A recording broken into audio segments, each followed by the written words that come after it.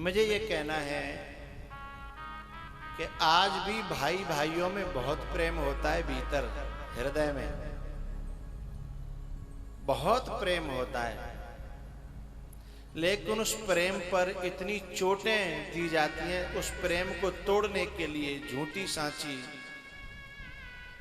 किनके द्वारा? दोनों के घर में जो कारे मूड वाली आ जाती है ना, छोटे के में भी और बड़े के में भी।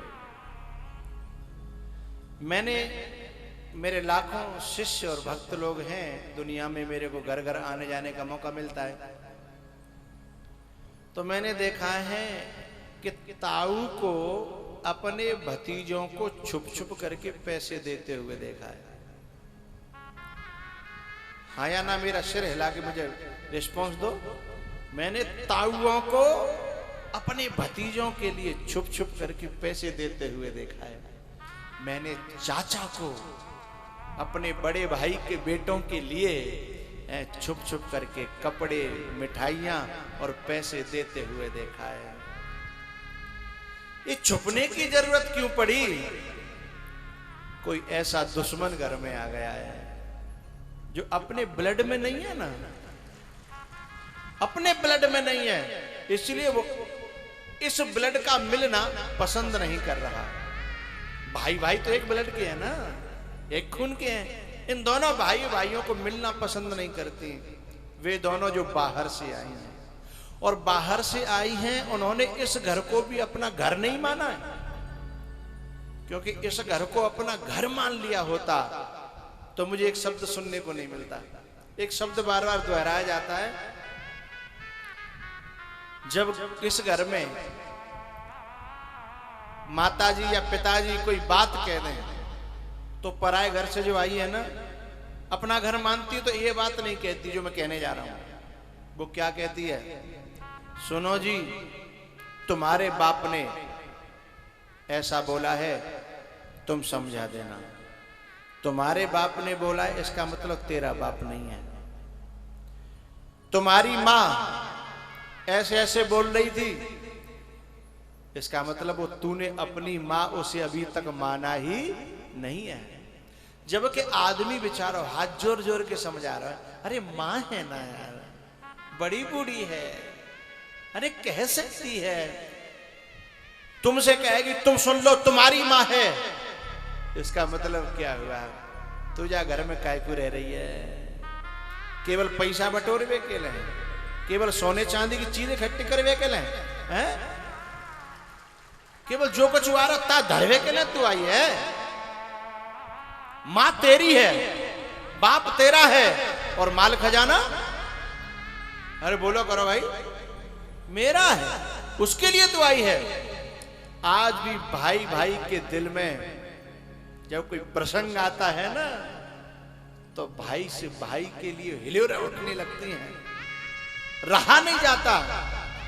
मैंने तो बच्चों को कुछ देते हुए तो देखा ही है, मैंने तो बहुत से भाई भाइयों को भी छुप छुप के मिलते हुए देखा है, अपनी बहन से छुप छुप के मिलते हुए देखा है, अपनी बहन के लिए छुप छुप के वस्तुएं, चीजें देते हुए मैंने देखा है।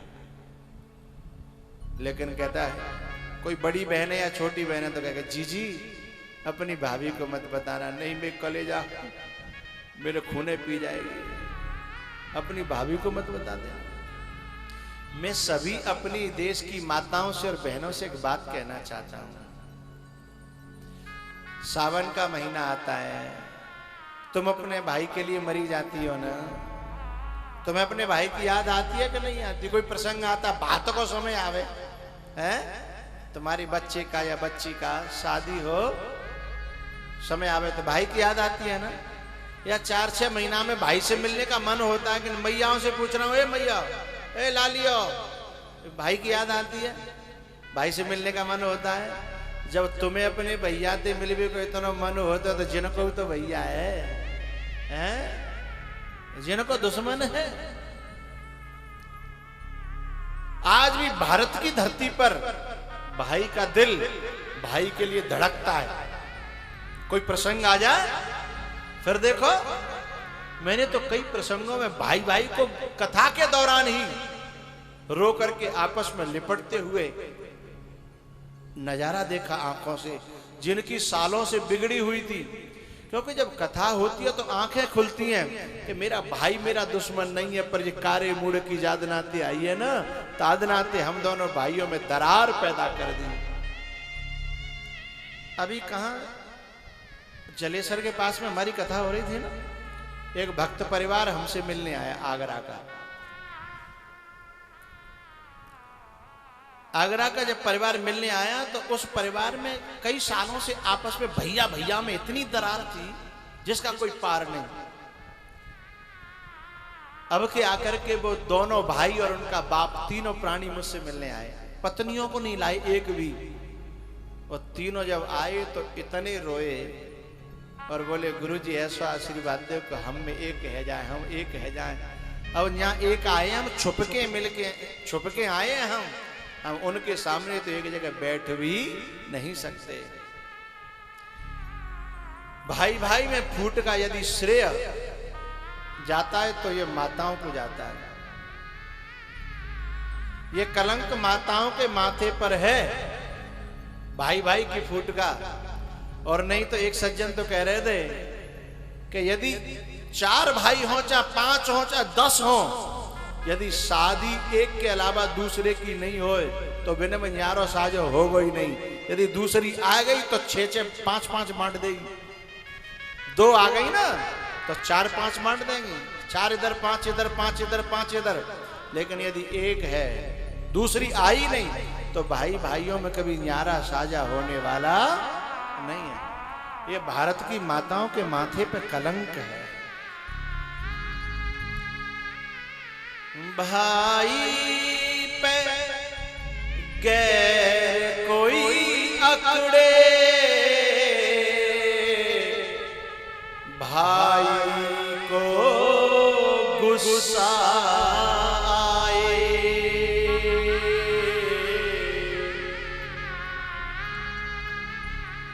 भाई पे गैर कोई अकड़े, भाई को गुस्सा आए। मेरे भारत की धरती पर बड़ा भाई बाप के समान होता है। बड़े भाई के सामने छोटा भाई ज्यादा बोलता नहीं है, लेकिन जब कारे मूड वाली आ जाती है तो बोलना सिखाती है कि तुम अब भी नहीं बोलोगे तो कब बोलोगे, अब भी अपने हक के लिए लड़ोगे नहीं तो कब लड़ोगे। अपने भाई से ही लड़ने की ट्रेनिंग देती है और 1-आधा घंटा नहीं देती। जब भी मौका मिलता ट्रेनिंग चालू, जब भी मौका मिलता ट्रेनिंग चालू।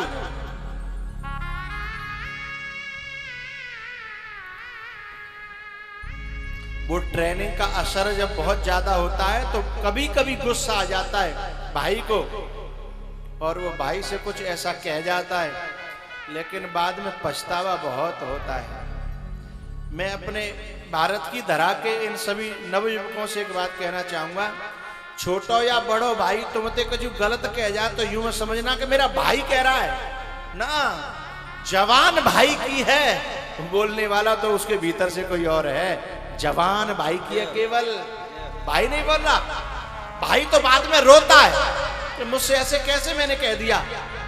अबे 24 घंटा काऊ के कान पे हैं कुटरी कुटर कुटरी कुटर कोई लगे रहेगा तो नेका तो दिमाग खराब हो ही जाता है ना। तो जब कुछ गलत हो जाए, निकल जाए छोटे भाई से या बड़े भाई से, तो उसे समझना कि ये भाई नहीं बोला, जवान केवल भाई की थी, ये तो कोई और बोल गया। जो मेरा ब्लड नहीं था वो बोल गया है, जो इस घर का खून नहीं है वो बोल गया है।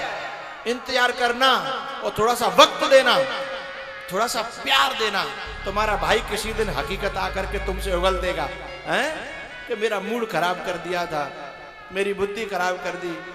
भैया मैं ऐसा नहीं कहना चाहता था। मौका देना, उस बात को गांठ मत बांध लेना कि जाके जितना दुश्मन है गो नहीं। समय समय आने पर वो रोएगा, जरूर रोएगा, क्योंकि तुम एक कोख के हो ना, तुम एक खून के हो, एक घर के हो, एक अन्न खाया है तुमने, हैं? तुम एक माँ की गोद में खेले हो, तुम लड़े हो, आपस में झगड़े हो, पर दिल में तुम्हारे दरारें नहीं हुई। दरारें डालने वाले तो बाहर के लोग आए। संत दुआ देते हैं और डॉक्टर दवा देते हैं। संत दुआ देते हैं, डॉक्टर दवा देते हैं।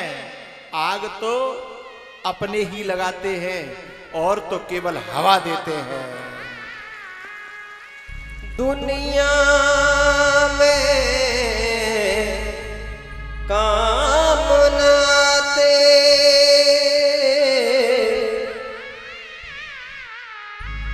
दुनिया में काम नाते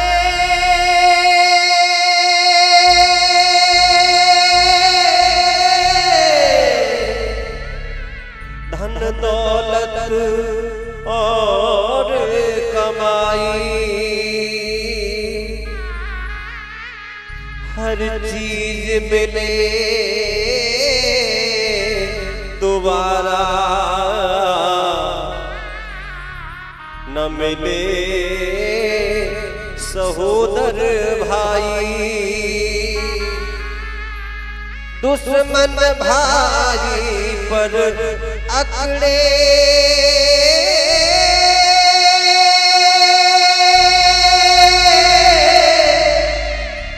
तो भाई को गुस्सा आए। दुश्मन भाई बन जाए उसे कौन बचाए। माताओं के लिए मुझे एक बात कहनी है लास्ट में, बात समझ में आए तो जीवन में धारण करना, तुम्हारे काम बन जाएंगे। मुझे एक बात बतानी है बस। कभी कभी क्या होता है कि अपने देवर के संग पड़ोस से लड़ाई हो जाती है और अपने पति को गुस्सा आते हुए देखती है तो शांत करती है, अरे तुम क्यों जा रहे हो, वो करेगा भरेगा, तुम्हारी बात तो मानता नहीं है, तुम क्यों जा रहे हो, तुम बैठो घर, कहीं नहीं जाओगे। अपने देवर में और पड़ोस में लड़ाई हो रही है और अपने पति को रोक रही है। लेकिन मैं उस माँ से एक बात पूछना चाहता हूं, एक तेरा छोटा सा नन्हा सा भाई तेरी मायके में पिट रहा हो, तेरे को फोन आ जाए, तू यहां से भी भागने को तैयार क्यों होती है? यहां से भागने को तैयार होती है, तू तो वहां भी नहीं है, और तू उसके बड़े भाई को अपने घर में पकड़ के रोक रही है। आत्मौपम्येन सर्वत्र समं पश्यति यो अर्जुन। माताओं को सोचना चाहिए कि जब मेरे भाई के प्रति इतना लगाव हो सकता है तो इन भाई भाइयों में भी अपना एक लगाव होता है। उस लगाव का दुश्मन नहीं बनना चाहिए। कई बार तो ऐसे ऐसे लोग मेरे पास आते हैं, इतना आकर के रोते हैं कि गुरुजी मैं तो न पत्नी का भला हूं, न भाई का भला हूं और न मां का भला हूं। न तो पत्नी का भला, न मां का भला, न भाई का भला, मैं क्या करूं? ऐसे पेचीदा उसकी जिंदगी को फंसा दिया जाता है कि बेचारा कुछ कर नहीं पाता। तो मैं ये कहना चाहता हूं कि मां भी नारी है, पत्नी भी नारी है और बहन भी एक नारी है। झगड़े तो इन तीनों में होते हैं, और बेचारा फंसता है इनके बीच का एक इंसान, फंसता है इंसान। बहन कहती है मेरा भाई है, पत्नी कहती है मेरा पति है, और माँ तो कहती है कि मैंने तो जन्म दिया था, अब मेरो तो जामे कछू तो ही ना। तीनों आपस में थोड़ा सा समझ लें तो शायद घरों में नरक जो हो रहा है ना, वो नरक हट करके स्वर्ग आ जाए।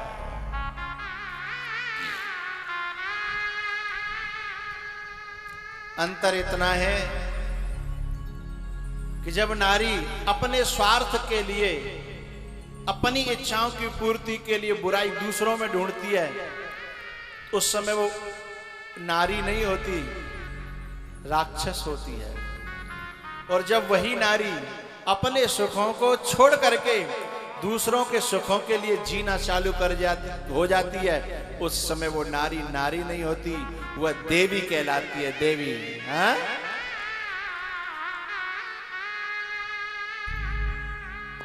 अगर राजमाता न हमसे छुपाती,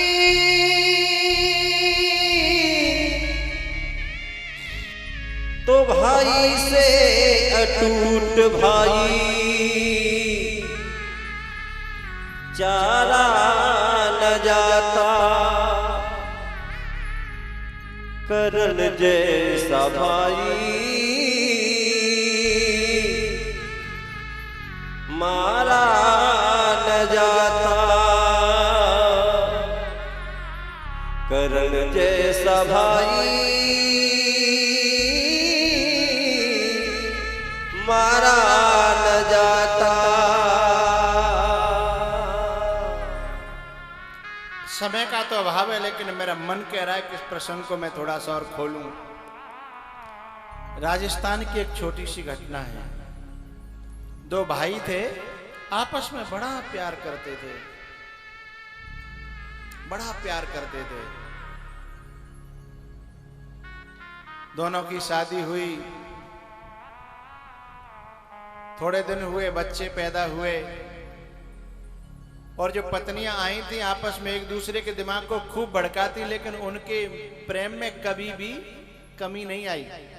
एक दिन क्या हुआ, जब इनके बच्चे थोड़े थोड़े बड़े हुए, एक दूसरे के यहाँ खेलने के लिए जाने लगे, तो दोनों माताएं एक दूसरे के यहाँ बच्चे को जाने से रोकने लगी और उनकी बुराइयां गिनाने लगी कि तेरी चाची यूं है, तेरी चाची खराब है, तेरी चाची बहुत बुरी है। और चाची कहती है कि तेरी ताई सही नहीं है, तेरी चाची ताई ने मेरे साथ ऐसा किया, ऐसा किया, वैसा किया। खुद ने जो किया वो याद नहीं रहता, लेकिन दूसरे ने जो किया वो बहुत ज्यादा याद रहता है और बढ़ा चढ़ा करके याद रहता है। दोनों नारियों ने अपनी अपनी संतान में बीज बोना चालू कर दिया। और सुनिए, ऐसा नियम है प्रकृति का कि प्रकृति में तो, धरती में तुम बीज बोओगे तो अपने आप उपजेगा, उपजावे के लिए कुछ करवे की जरूरत नहीं है। और बस पानी मिलता रहे तो फिर वह बढ़ावे के लिए कुछ करना ना, वो अपने आप बढ़ेगा। बस बीज डाल दिए दोनों ने दुश्मनी के, और ये दोनों की संतानें ने, बड़ी बहन तो आपस में लड़वे लग गई, और लड़वे लग गए तो इतनी दुश्मनी आ गई कि बोला चाली बंद।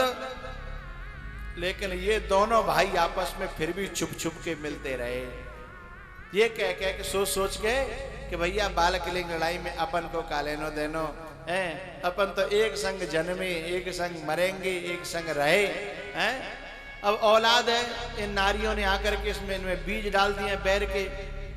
लेकिन बड़े भाई ने कहा कि भैया यदि जी औलाद ऐसे ही पनपत रही बैर को बीज इनमें, तो काउदना आपस में लड़ के मर जाएंगे और दुनिया तमाशा देखेगी। कछु कोशिश करो। तो छोटा भाई कहता है कि आज की संतान बड़े बूढ़ों की मानती भी तो नहीं है, हम करें तो करें का।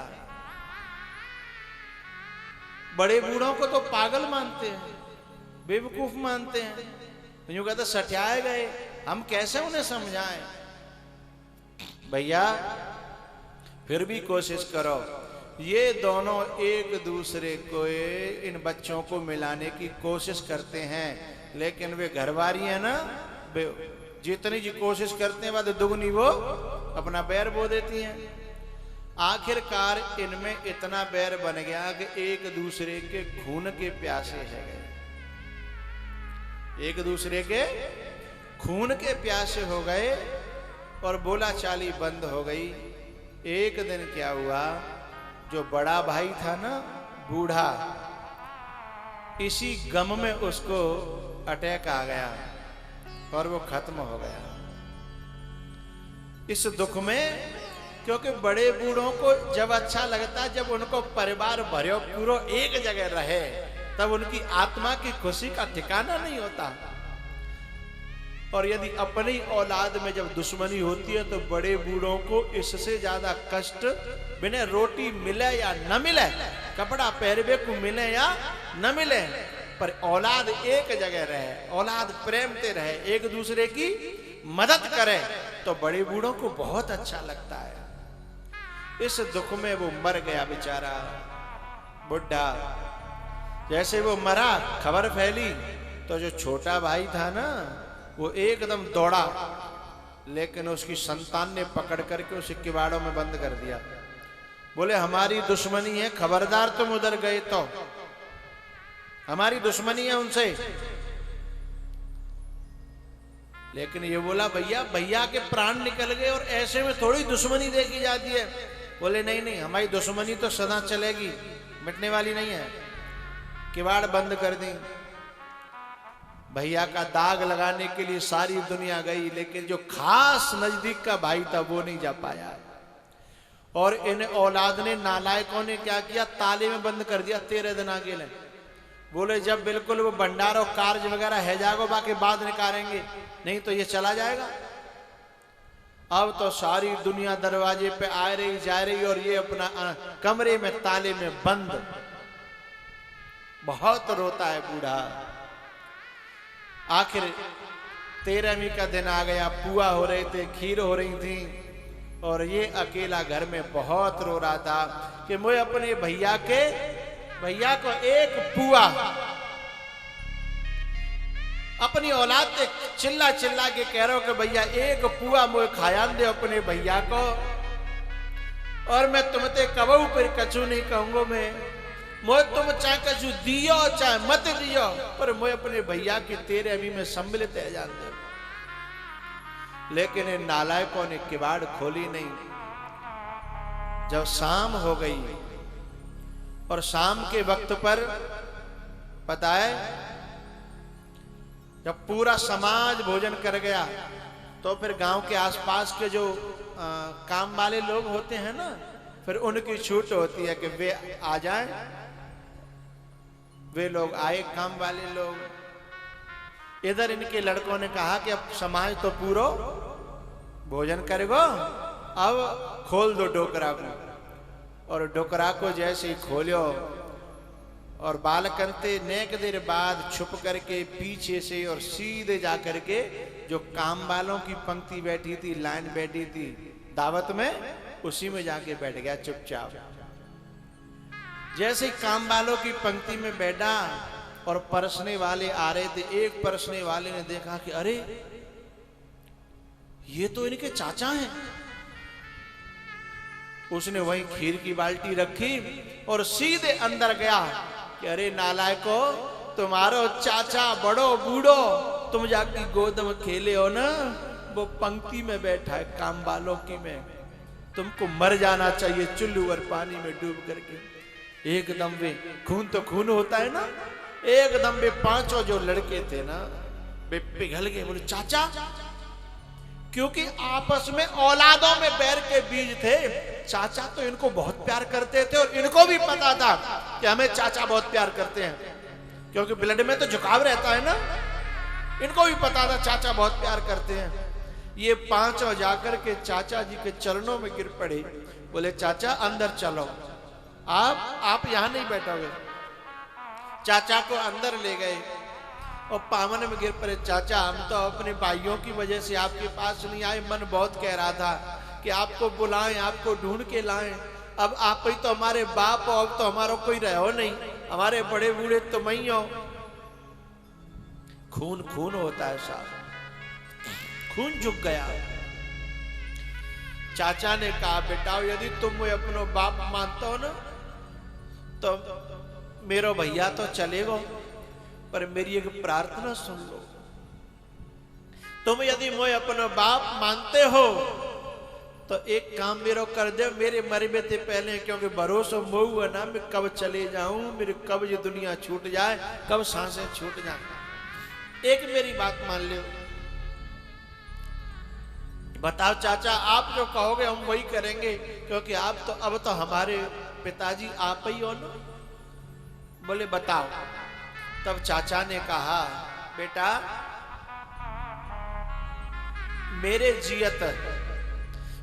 जियत केवल इतनो कर दो कि तुम नेक झुक जाओ। और बे तो मेरे पुत्र तो नालायक है ही, लेकिन तुम मेरे संग चलो और नेक झुक जाओ। मैं तुमने एक करवे के बाद फिर मरूंगो तो चैन से मर जाऊंगो नहीं, लेकिन मैं न तो चैन से जियो और न चैन से मर पाऊंगा। इन पांचों ने कहा चाचा चाहे वे अब हमें मार दें, पर अब हम अपने बाप की बात को टालेंगे नहीं। और ये पांचों पुत्र अपने चाचा के साथ चल दिए और इन पांचों ने जाकर के उनके घर पे और जाके सीधे पावन में गिर पड़े। अब पांव में गिरेंगे तो कोई नार थोड़ी काट देगा, कुलाड़ी दे हैं। अब जैसे ये पांचों जब पावन में गिरे तो उन्होंने उठा लिया और इन्होंने जब हाथ जोड़े और चाचा ने कही नालायको अब पावन में गिर पड़े हैं, अब तो गले ते लगा ले, अब कब के ले बैठे हो तुम एका करवे के ले, मेरा भैया चलेगा और मैं कब दिन चले जाऊंगा। यदि नेको मेरो अंश तुम में होए तो इनको क्षमा करो और अपने गले पे लगाओ। और इतने पे वे मर गए। 5 और 4 9 भैया एक हो गए। तब जब बूढ़े ने कही कि अब मेरी आत्मा ठंडी है गई, मेरे भैया एक ही प्रार्थना है, मैं तुम दोनों को बापू एक रहियो तो तुम बहुत आगे बढ़ जाओगे, और फूट रही आपस में तो तुम्हें कोई पूछने वाला नहीं है। तुम 9 का बल तो सोचो कितना हो जाएगा, सारी दुनिया तुम्हारे चरणों में झुक जाएगी। उन 5 और 9 को मिला करके मेरी प्रार्थना है बड़े भैया, आप अपनी खातिर नहीं सही, अपने बड़े बूढ़ों की खातिर एक रहने की कोशिश करना। एक हमारे बड़े बूढ़े, हमारे पितर, हमारे गुरु, हमारे बड़े जितने हैं ना, वो सब तुम में एक आ चाहते हैं। तो मेरी प्रार्थना युवाओं से एक रहने की कोशिश करना, और माताओं से प्रार्थना है कि वे इनकी मदद करना। भरत चरित्र से यही हमको शिक्षा मिलती है। कोशिश तो केकई ने बहुत करी ना अलग करवे की, केकई ने अलग करवे की कोशिश तो बहुत करी। देखो भैया, मां आदरणीय है, मां पूजनीय है, लेकिन फूट डालने वाली बातें मां की भी अनुकरणीय नहीं है, माननीय नहीं है। समझदार व्यक्ति को चाहे मां ही क्यों न हो, उसे फूट वाली बातों को कभी मानना नहीं चाहिए। उसे ये समझना चाहिए मेरी मां है, अच्छी बात है, लेकिन है तो नारी स्वभाव, है तो नारी स्वभाव। इसलिए मां पूजनीय है, आदरणीय है, लेकिन मां की जो बातें हैं सब जो फूट वाली, वो अनुकरण करने के योग्य नहीं है। भरत ने यदि केकई की बात मान ली होती तो रामायण में भी महाभारत होता। भरत ने केकई की बात मान ली होती तो रामायण में रामायण नहीं होती, रामायण में महाभारत हो जाता साहब। महाभारत जैसा ही प्रसंग रामायण में भी तो आया। जैसे दुर्योधन, धृतराष्ट्र और गांधारी अपने हक के लिए लड़ना चाहते हैं, ऐसे यहां केकई भी अपने हक के लिए लड़ना चाहती है, अपने बेटे के लिए। लेकिन बेटा दुर्योधन नहीं है, बेटा तो भरत है ना, है, इसलिए उसने महाभारत को रामायण बना दिया साहब। अरे भैया,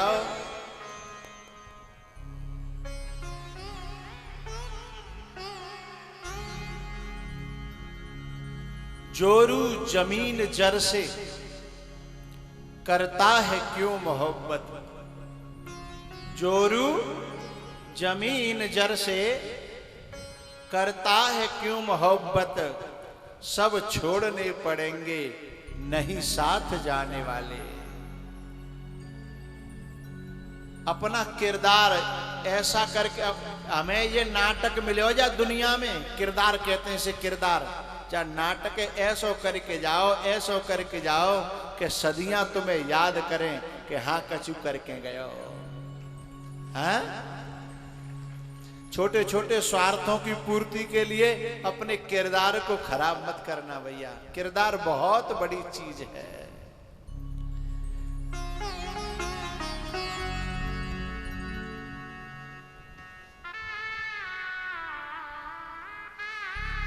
कुछ काम करते जाना, दुनिया से जाने वाले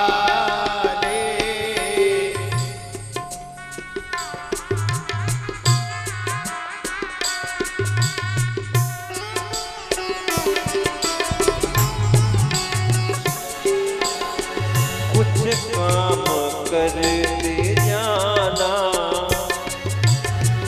दुनिया से जाने वाले जाते हैं रोज लाखों, जाते हैं रोज लाखों, बेकार खाने वाले जाते हैं रोज लाखों।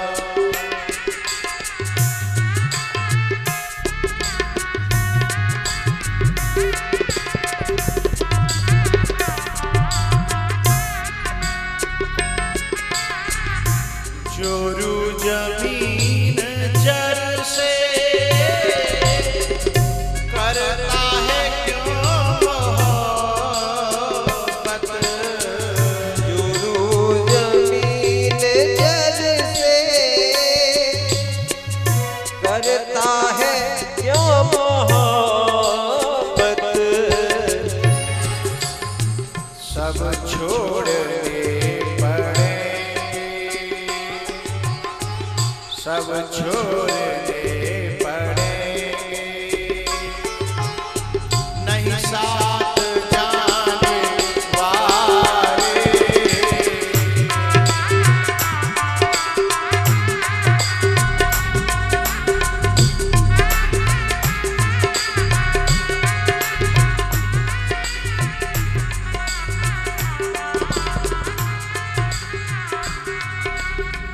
कुछ काम करते जाना,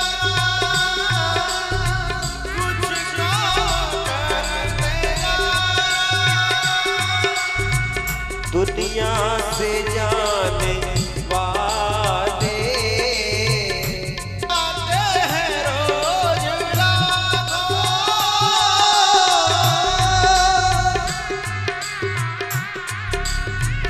बेकार खाने वाले कुछ काम करते जाना।